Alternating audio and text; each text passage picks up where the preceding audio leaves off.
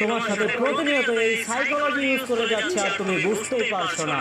আর এই বুক সম্পর্কে যদি তুমি ভালোভাবে বুঝতে পারো তাহলে তোমার অর্থ বুঝতে হবে, তুমি যেখানে কদম রাখবে তোমার অর্থ একদম পাওয়ারফুল মনে হবে।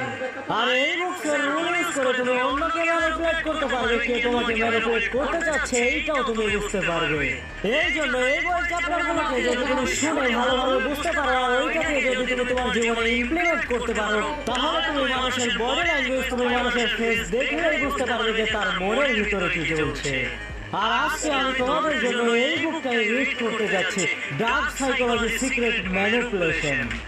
আর আমি তোমাদের জন্য প্রতিটা চ্যাপ্টারকে আলাদা আলাদা করে রেখেছি যেন তোমাদের বুঝতে অনেক সুবিধা হয়।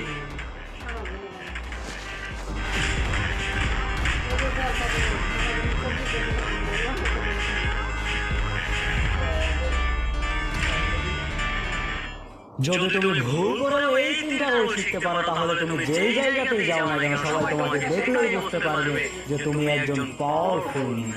আর 3 নম্বর রোলটা অনেক পাওয়ারফুল, তো এটা ভুলেও মিস করো না। নাম্বার 1, স্টপ অফিং। সব কথার উত্তর হবে একটু কমই নেই। এই জন্য মনে রেখো যে যত বেশি কথা বলে ওই মানুষ তার নিজের ভ্যালু নিজেই কমাতে থাকে। এই জন্য সাইলেন্ট থাকো আর যখন প্রয়োজন হবে তখন একদম ইম্প্যাক্টফুল